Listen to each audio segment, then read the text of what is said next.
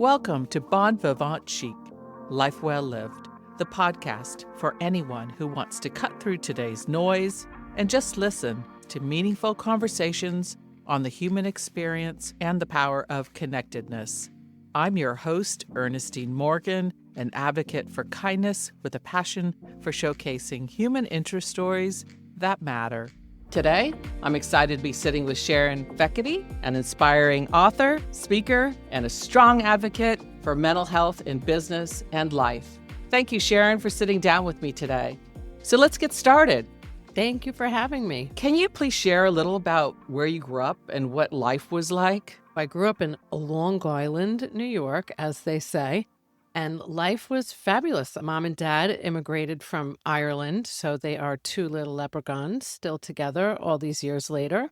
I have two brothers, one who is 3 years older and one who is 10 years younger, so life was very good in Long Island, New York. Went to private school, St. Raymond's, Kellenberg Memorial. I loved it until I fell in love with Florida. Who had the biggest influence on you when you were young? I'd have to say it's my family, my parents, mom and dad, just really hard workers. Both worked in hospitals. Dad was the boss at New York Hospital. Mom was an EKG technician first and then an echo tech, Mercy Hospital and Nassau Hospital. Great work ethics and so much love surrounding us growing up. They definitely had the greatest impact on me as a child. What was your very first job and how did it shape you? I worked at Food Town, which was like Publix. Food Town was fantastic. It was right near my house. I used to walk there and work there after school. On the weekends, I worked at Lawson Pub as a bus girl and then a really bad waitress later on. The work ethic is strong, especially coming from immigrant parents with all of the great opportunities we have here in the States. And they certainly encouraged us to work hard. Share a little bit about your journey and how you landed in Bel Air, Florida. Like many here that end up in Tampa Bay, Florida, my parents had a timeshare in Madeira Beach. So I would come here and I loved it. Oh my God, Ernestine, it was so beautiful. And I used to think, wow, do people really live here? I would get on the plane going home and think, man, people have jobs. Maybe one day I'll live there. Because I lived in Long Beach, New York before I left. And I really loved riding my bike and being on the boardwalk and being at the beach. And I loved being surrounded by water. I don't think really knew back then how the seasons affected me until I learned more about seasonal affective disorder. But you work Monday to Friday and the weekend would come and guess what? It would rain. So the summers were not always the best. I think that it really made a difference when the sun was shining for me. So I really needed to be in it. And it is true. And it is a real thing, seasonal affective disorder. They call it SAD. I've interviewed the doctor that actually came up with the term and has written many books about it. Madeira Beach was really the catalyst. I knew I wanted to be in this area when I moved here 20 years ago. And I landed in Indian Rocks Beach. Love Indian Rocks Beach. It's the best. So shabby chic. 13th Avenue, Indian Rocks Beach. I named my media company after 13th Avenue Media. I loved it there. I loved it so much. I bought my first house in Harbor Hills because I came from New York. I couldn't believe how inexpensive it was. I'm not talking about present day. This is 20 years ago. How inexpensive it was to have such a beautiful home in such a beautiful area. It was less than my rent in New York. I just loved this area. And thankfully, when I met Rob on Match.com, we've been married 15 years now. Okay. We've been together 17. There was a lot of shame around Match.com. I certainly didn't tell anybody. I remember the girls at my office asked me where I met Rob, and I told them Walgreens. Why was I proud of Walgreens compared to Match.com? It certainly is a different world now. He has lived in this community since he was 5. He always likes to joke and say he packed up the family from Illinois when he was 5 and came here. So he grew up here. We still have a home in Bel Air Bluffs. Rob is our local UPS driver. He's so nice. Always waves and brings the box right up to your front door instead of leaving it at the end of your driveway. He's the best UPS man extraordinaire. Coming up on 34 years in that company. That's great. What are some of the most rewarding moments while writing your books? The first book is The Broken Road to Mental Health in Life and in Business, and that's my memoir. That's where I really tell the dirty of all the things. At the end of every chapter, there's a business life parallel and a business tip. That was 2019. Then we all know what happened in 2020. Everything changed for the last 6 years. It's hard to believe it's been this long. Everything broke open for me. That's why I wrote this second book called The Broken Open Road to Mental Health. It is my business because I didn't know in 2019 that it would turn out to be my business. What was the impetus to this? Great to question. do that? I was writing for a local magazine as a wellness editor, and we were doing an event. I looked out into the audience and I had my panel of doctors that were working with me as my clients. And I saw two people that were very prominent, successful in our community. One had lost their child to an overdose and the other had lost their brother to suicide. Here I was in this beautiful place with these physician clients sitting next to me. And for the first time, I said out loud that I was sober for 22 years at the time. And that's the first thing that changed, because I think everybody saw that I'd run medical practices and I had a lot of physicians as friends and as my clients. So whatever anybody did think of me, they had no idea what I had been through as a young adult. Because I had restructured so many medical practices and worked with so many teams and employees, I really understood that if we have a mentally well workplace and realize that a lot of people have been through a lot and sometimes bring that to the workplace, then we would just be able to have better conversations. That was the impotence of making that decision that I'm going to talk about this. Believe you me, not everybody thought that was a great idea, Ernestine, including that wonderful husband you mentioned, who I adore. What will people think? What will the doctors think that are your clients? What will everybody think? I really was just at a place in my life where I thought, I don't really care anymore what they think, because there were too many people suffering in silence. I thought it best for somebody to take a risk like me and be vulnerable. And that's what I did. And I'm certainly glad I did it. As you share in your book, there are pivotal moments or decisions that change the course of your life. Can you dive a little deeper into that and explain? There's been so many pivotal moments. I would say that getting sober was the biggest pivotal moment of my life. So I was 21 years old. That's 30 years ago. And I was just a young buck. But I had already been through 2 rehabs, a halfway house, and I blacked out at 19 and moved to Detroit, Michigan. I used to say that and almost make a joke, because I've been telling that story for 30 years now, and there's nothing funny about it. But I think that within all of the trauma that I had endured, it was easier for me to make everybody else feel comfortable. I'm good at making jokes because we're Irish and we're from New York. That was pivotal for me to get sober and learn how to live life without any mind-altering substances. I have successfully done that for 30 years with the help of community and recovery and family and love and therapists, somatic therapy, so many things. That was the most pivotal spot of my life. And then there were more down this journey, but I would say getting sober has been the greatest thing that's ever happened to me. You mentioned earlier in our discussion about AA, and that really was the only thing out there, right? Now there's other things, but talk a little bit about that. Now imagine being 21, finally being legal, and you can't drink anymore. And now I'm going to be surrounded by people that are a lot older than me. And I thought, wow, how did you end up here? Now this is your life. You're going to be with all these old people. And now I'm one of them.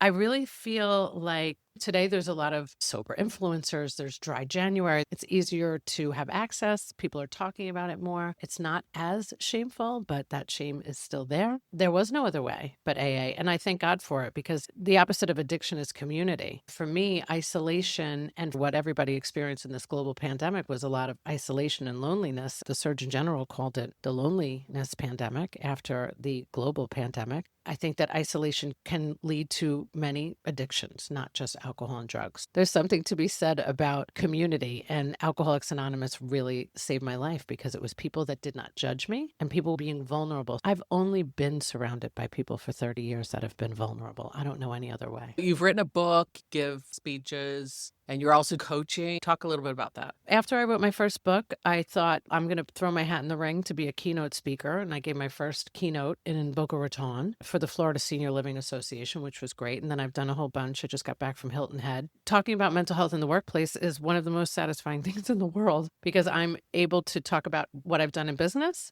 and my previous life of addiction and alcoholism, and then bring it all together and how we can have these conversations about mental health in life and in business.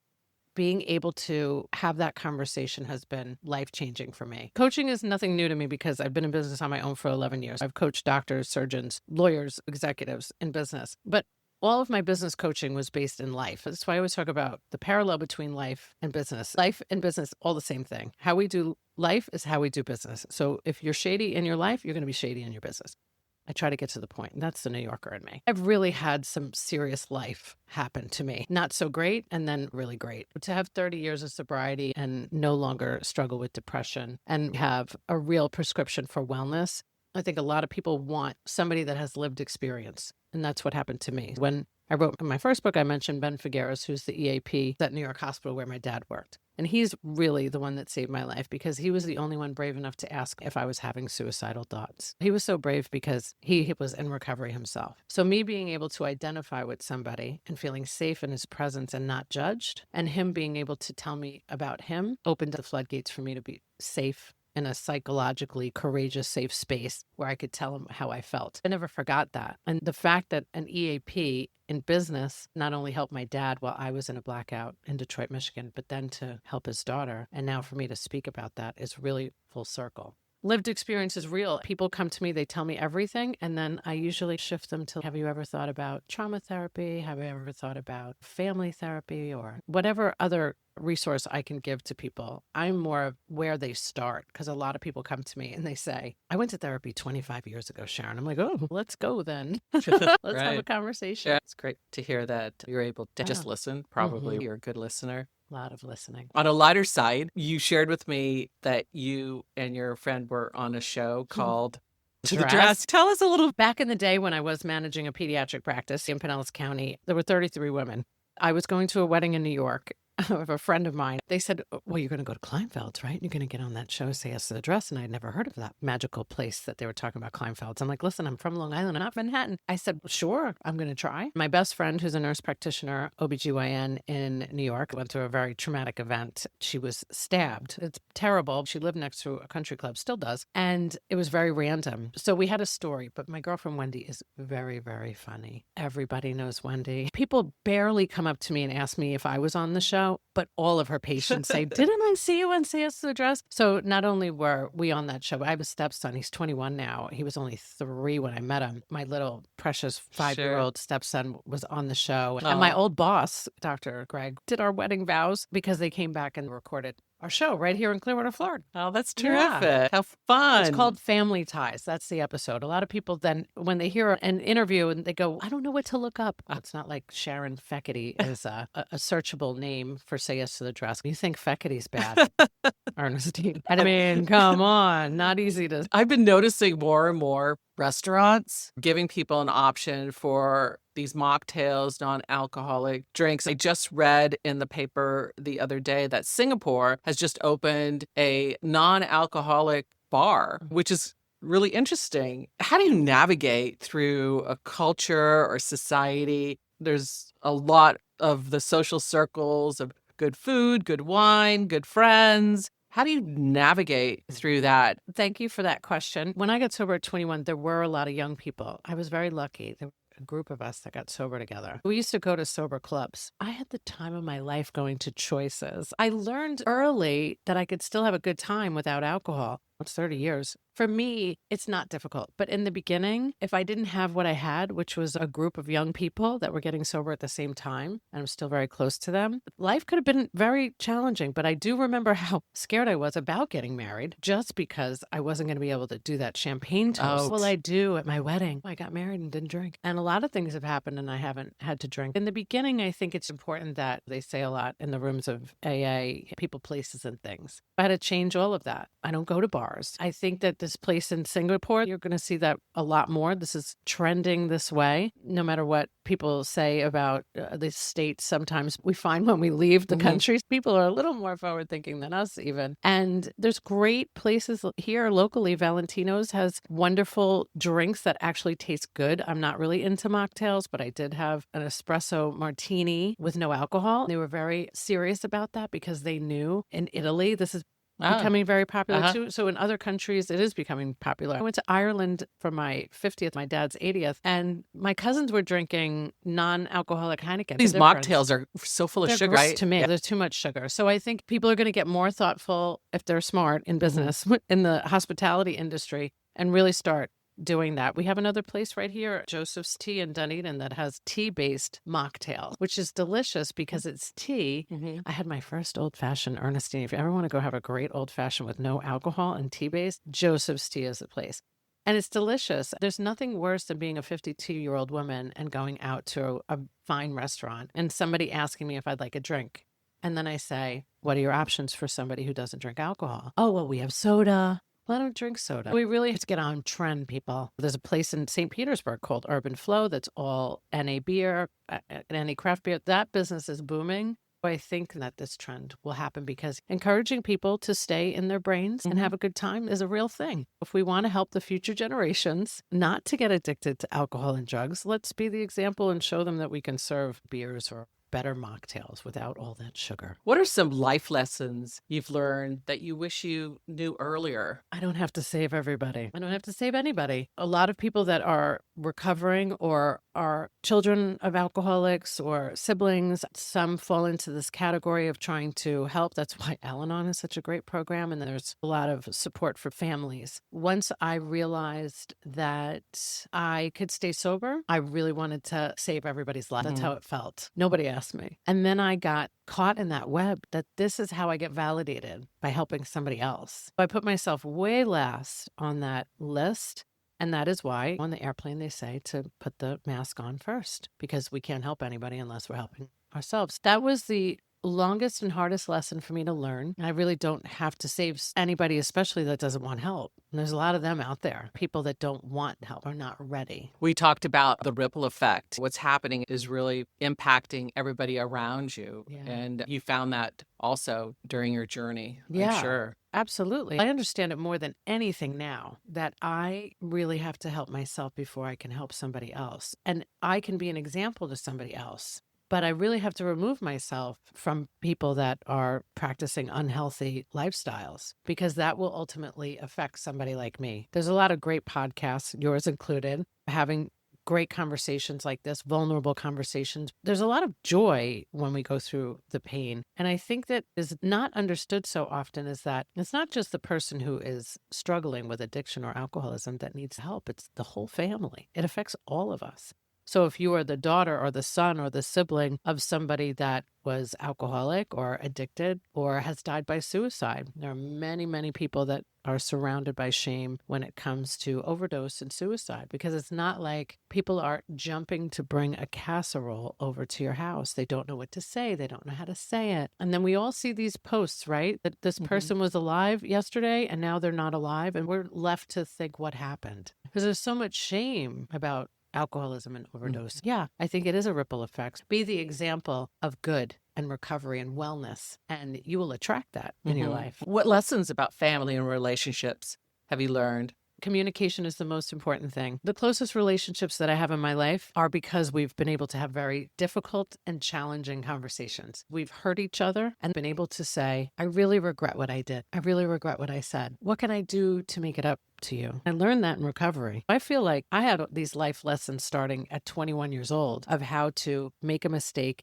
and then make a direct amend. I don't think that's very common. Going radio silence on somebody, or ghosting as the kids say, it's not an effective way to have a relationship. The worst things that we can do is to ignore. And the best thing to do is to go through. It'll bring you closer to somebody. I promise you that. What do you think is the secret to a happy and fulfilling life? I'm very lucky that my books are out. If you want to know something about me, just listen to my books or read my books. There's no shame in anything that I've gone through. It has made me the person that I am today. I am grateful, filled with joy, love, and empathy for people. I can see somebody driving here that's homeless and think that's me. That was me. How would I ever judge somebody else when I've been through those hard times myself? Truth is very freeing. And the more that we are vulnerable with somebody else about what we've been through, that's when we normalize this conversation surrounding mental health. People ask me all the time, Sharon, how do we remove the stigma? Not a great fan of that word stigma, because I think there's stigma around stigma. This is just having a normal conversation about mental health. We've all been through stuff and there's no shame in it. But the more we silence it, the bigger it gets. That's why I call it the deafening silence. Good point. What advice would you give someone in their 20s and 30s? You pivoted and rediscovered yourself in your early 20s. What words of wisdom would you share with anyone in their 20s or 30s? I'll speak to the ones that might be struggling, and then I'll speak to the ones that are like, I don't know what the heck I'm doing. The ones that are struggling, I'm an advocate for therapy. I'm in somatic therapy. I love therapy. I love paying somebody not to tell anybody what I say. I would encourage people to Find a professional, find a coach, find somebody they can trust. If you think that going to your friend that is also depressed is helping you, I'm going to say no. Go to the people that are going to tell you the truth, because those are the people that will really love you back to health. It's the people that tell you what you want to hear. Those aren't the people that are going to help you. So if you can't find that in your friends or your family, that's when you go to a professional. We have to normalize getting outside help. The everyday kid today that is struggling, I have a 21-year-old stepson who's about to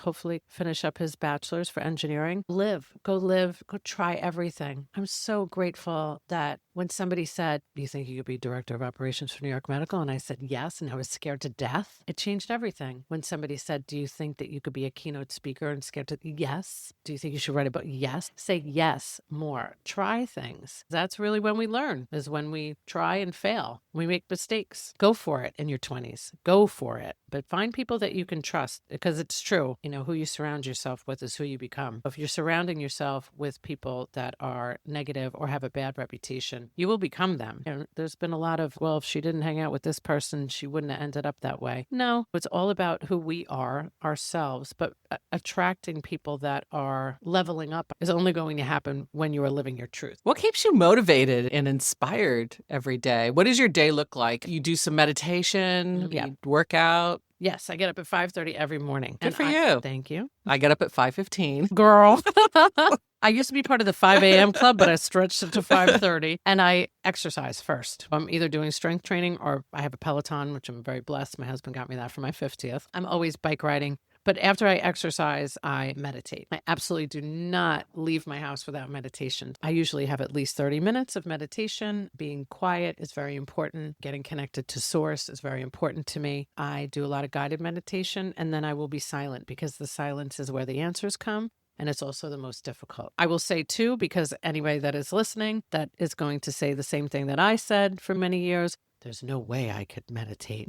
My mind is too busy, or I can't stop these thoughts. Then you're right. If you say that you can't do it, you're right. But if you believe that story, then that's the story you will continue to tell yourself and everybody else around you. And that's not helpful. So you can do it, but you don't have to do it alone. There's Om Meditation and Wellness in Safety Harbor. I meditated last night in a silk aerial hanging cocoon with sound bowls and everything. Phenomenal. Amy Triplett is a licensed medical health counselor, also a hypnotist, and owns Om Meditation. It's very bougie and beautiful, and right on Main Street in Safety Harbor. But there's so many things that we could do, but it's just a matter of starting. Nobody has to do 30 minutes like I do. This was not how it started for me. It started with 2 minutes. And has led up to this, where I can't wait to meditate because I know the benefits of it. It is in the silence that we get the answers. If we cannot quiet our minds, we will continue to react versus responding. Not only is it great for us in our personal life, but as leaders, as business owners, if you cannot regulate your nervous system, you're going to have a lot of problems in the business world.